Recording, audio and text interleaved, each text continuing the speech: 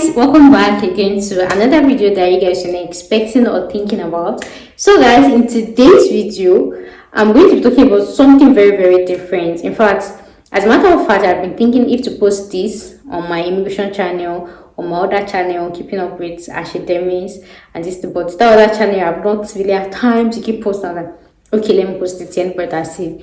So the thing is, if I got $1 for each time any of my colleague or anyone have asked me that, oh D, I like the way you answer questions in class, I like how you get grades, this, I'll be attaching some screenshots to your, I'll be attaching some screenshots. And you guys know in the past I posted my results in the community tab before. I posted it on my Instagram page. You can go to my Instagram, check it, my Facebook. I posted it before. I've been so what's the word? I've been so open with my results. That's because I'm sure of myself.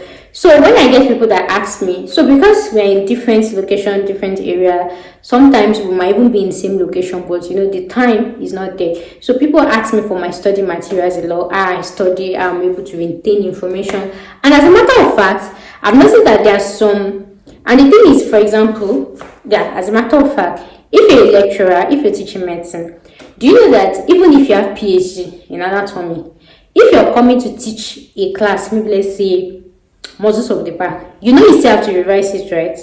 Because anatomy is just weird like that, like it's just as if it's atrophy. Like if you don't make use, just like the law of use and disuse in biology. Or if they say a muscle tissue has atrophy, and that's why they said sitting in one place is the next thing that's even KILL than smoking, right? Because when you sit in one place, then you're not making use of your body parts, your muscles and everything. It starts to degenerate, right? Atrophy, that's the word. So that's exactly how it is. So studying medicine is like atrophy of information. So every single time that you want to make use of that information, you have to go over it, you have to revise. In as much as you can remember some basic thing, like if they say muscles of the back, even you're doing, you're going to say trapezius data, latissimus dorsi data, semispinalis, no, that one inside. This thing posterior superior, the other one posterior inferior, then robot minor, rhomboid major, this and like that, right? You see, I read it though, but I don't, the organization really confused my head. So that's it, because if you stop reading it, you're gonna say this is things that is there. But you see all those distinct information, it is normal for all those tiny detailed information. It is normal for you to forget them. So that's why if you want to make use of them, you have to revise it, right? So even as teachers, there are some times that even when the lecturer comes to class and is teaching, I go just look and say, this man no revise, he no open book. So when you see a teacher reading directly from the slide, you're gonna say this one, he no revise anything. You guys will know too, just they talk am. But there are sometimes that the teacher will come to the class, you go the flow, gonna say, yeah, this one you revise am. So you having a PhD, whether you're a lecturer or not, that does not mean that the information will stick to your head forever. It does not work that way. You have to always revise these materials when you want to use it. So the problem is, if you want to use these materials, you know, when you're learning for the first time, probably you have to use a lot of materials to it to understand for everything. So imagine if you just want to do, if you want to do exam, or you want to do continuous assessment, or you want to do OSCE, and you need something that is sharp. You know, key points to the point, right?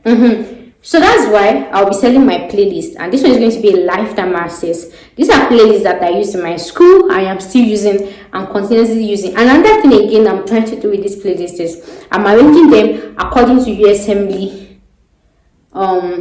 requirements. And then another thing I'm doing with again with my playlist is, you guys know that most schools, I don't know if most schools, there are some schools that, for example, if they teach you cell is the basic unit of life, and that's it. You move to organ and that's it. They won't talk to you about the pathology. So I'm arranging my playlist according to each pathology. So instead of you waiting till when you get to your 3rd year or your 4th year to learn about pathology of that is relating to mitochondria, or pathology that is relating to lysosome, you should start learning it now.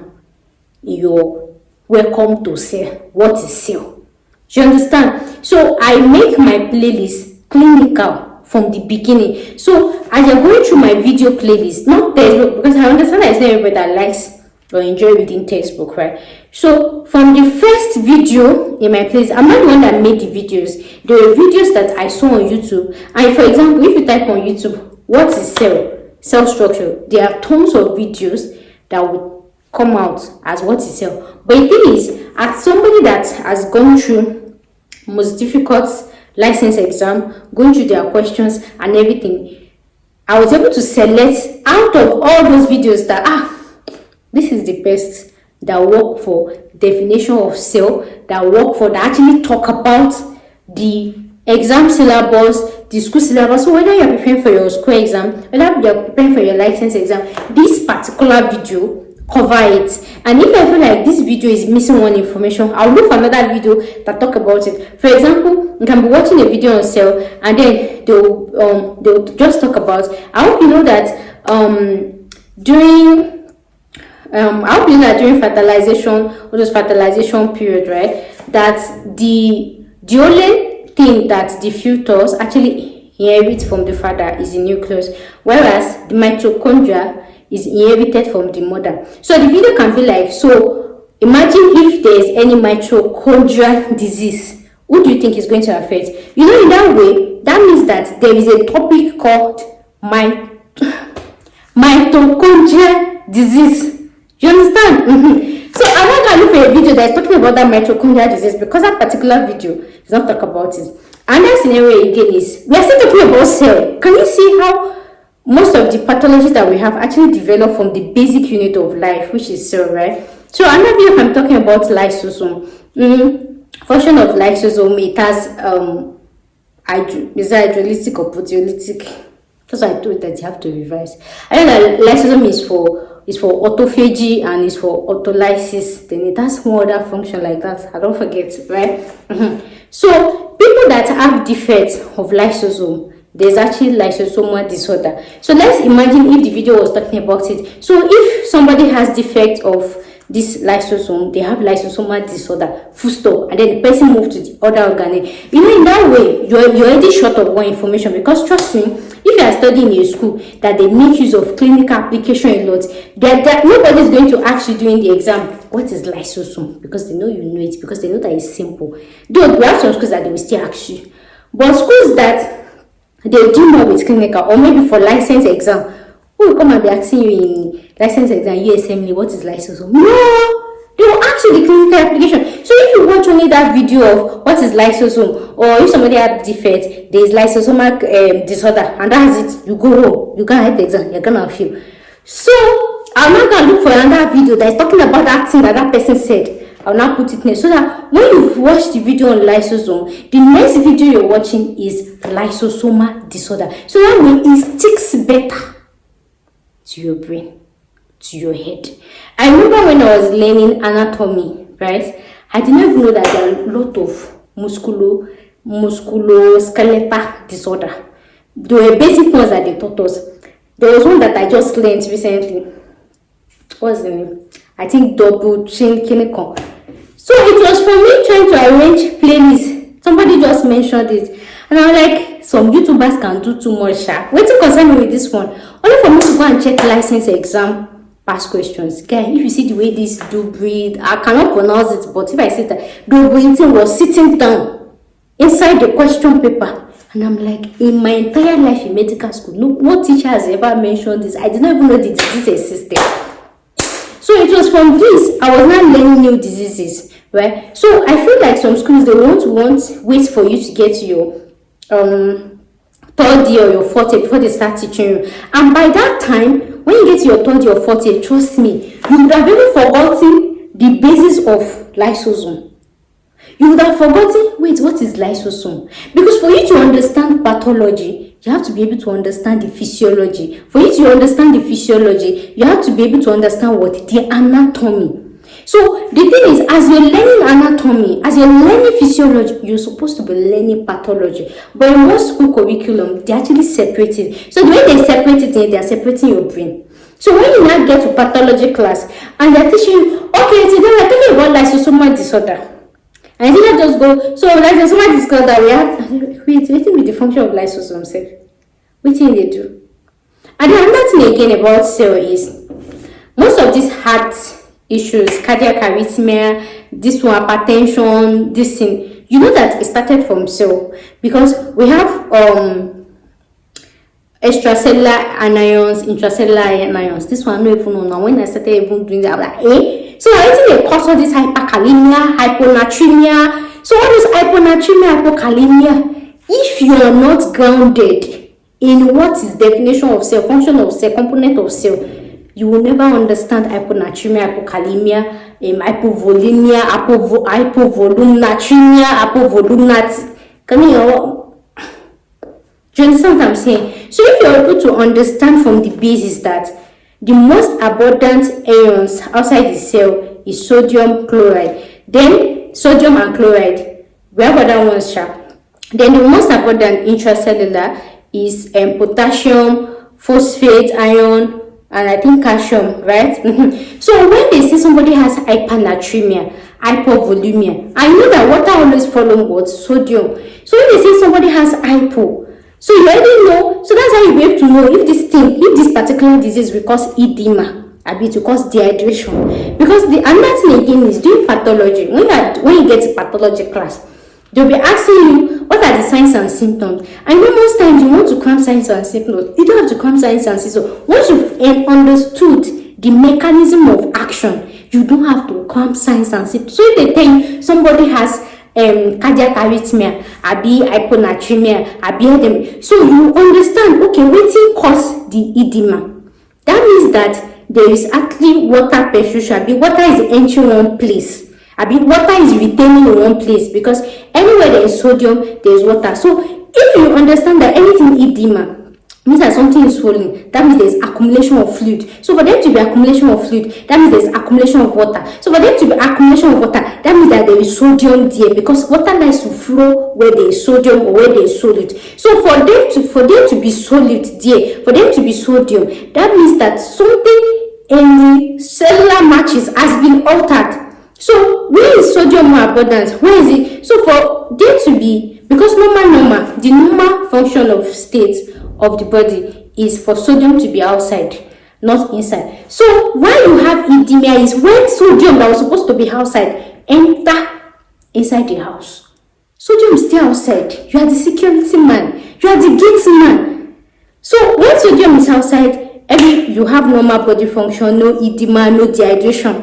Right? But by the time that sodium now to enter inside, that's when water will now follow and enter. So when you have diseases that lead to edema, I think they cause edema. Do you know how many diseases that one of the signs of symptom is edema? You see, in that way, you've known many disease symptoms. And then, in as much as we have diseases that they have similar symptoms, similar characteristics, there is always something unique to rule them out. After, you can have some diseases that, we have not started pathology, but it's more that I know, I'm using to explain. So we can have some diseases that they cause edema. And then, another one that cause edema with something. Just for example, we have typhoid, diarrhea, and then we have cholera. We have typhoid, we have cholera. Both of them, they lead to diarrhea. I hope you understand. But then the only difference is cholera's diarrhea is I think P-size diarrhea, whereas cholera is P-size, and then typhoid is rice size. P and rice size, that different. So can you see that they have the same symptoms, but just one thing is different. So when you see all those long clinical notes, a patient was brought to the ED, well, it has poo, almost all the disease that has to do with gastrointestinal will lead to diarrhea. So which particular microorganism are we talking about? Which particular disease are we talking about? So when you see rice size poo or P size poo, is that cholera or typhoid? I understand what I'm trying to say. So everything, when people say pathology class will want you with clinical, is because we did not start from afresh. And after that one, when you now get to clinical ward, right, that's when they will now have application of your anatomy, physiology, and pathology, and then you'll be more confused. When you say this patient has cholera, you say what causes cholera, and this patient has edema. Why does the patient has edema? Then you would have forgotten that in your extracellular matrix, so sodium was supposed to stay there and not come in. So because sodium came in, That's what causes it. Then if there is dehydration, that means what? Sodium left inside the cell, because in as much as we are saying the most abundant ion is the most abundant. For example, if you say sodium is the most abundant ion in the extracellular matrix, it does not mean that it is only sodium. It does not mean that you cannot find potassium, because potassium is the most abundant inside, whereas sodium is the most abundant outside. So for the fact that we say sodium is the most abundant outside does not mean that when you get to the extracellular matrix you will never see any calcium, potassium. It doesn't mean that way. It only means that the most abundant, the one that I can see that is a lot, that is dominating that space, is what? Is sodium. Whereas if I enter inside, the one that is dominating the more is, I hope you understand that. So if there is, I hope you understand that basis like that. So is everything that I just put in the place, I was like, okay, let me arrange this playlist accordingly, and everything like that. So for the playlist, all the suggestions I'm giving, you know that now I'm not even setting the playlist. This one I just came to prep you. So each playlist I'm selling them for $20 for each playlist. Excuse me. I'm also thinking of creating a Telegram group for medical aspirants. So for my playlist, if you're a medical student or medical doctor already, or you are preparing for USMLE, you need something to refresh your brain, you can use it. If you're a nurse, you can use it. But for other special physiotherapists too, they can use it. If you have some common courses like anatomy or physiology, you can make use of it as well. But other allied heads that they don't do anatomy or other courses, for now I don't have. So it's just going to be all these core medical courses. So each course will be $20, and I actually split it into division, right? Because I split it according to semester work. Because for example, first semester, depending on where you're studying from, but first semester they always used to do from back. You study everything in the back, then you come to the upper limb, then you go to the thorax. That's first semester. Then second semester, you do everything in the abdomen, you go to the lower limb. Second semester is finished. Then third semester, you start doing earth, right? So I try to arrange it according to that. So each semester is $20. So if you want to come and pay for first semester playlist, you pay $20. If you want to come and pay for second semester playlist, you pay $20. This thing for gross. If you want for histology too, $20. If you want for this thing, $20. Like that. And then that thing again, so I'll just send you the link of the playlist. When I confirm your payment, I'll send you the link of the playlist. And then that thing is, I update it from time to time. You know, people are still making videos. So if I come across a video that I feel like, this video makes sense, so I can replace, I can substitute, I can swap, I can change. So that's why I will have access to the link, right? So after sending it to you, that does not mean that that's a permanent side of it, because sometimes I can upgrade it, I can remove, I can add, I can do something. And then if I notice that you can share my link for somebody that did not pay, I'll close that link, I will open and this thing like that. I'll try to find my way and how to do it. So that's what I came to tell you. So is it like for now? It's still in progress, but if you want to pay now and have access to it, that's fine. I can send you the link, but just know that I'm still working on arranging it, so you can still make use of it now for the ones I'm doing, right? Anatomy, I'm almost done this thing. Or if you want to wait when everything is ready, you can as well wait. This one, just like I came to pray, inform you guys. I hope you understand. So guys, I've been at the end of today's video. If you're interested, you can send me a mail, you can send me a DM. Thank you guys so much for watching. I'll see you guys in my next one. Bye for now.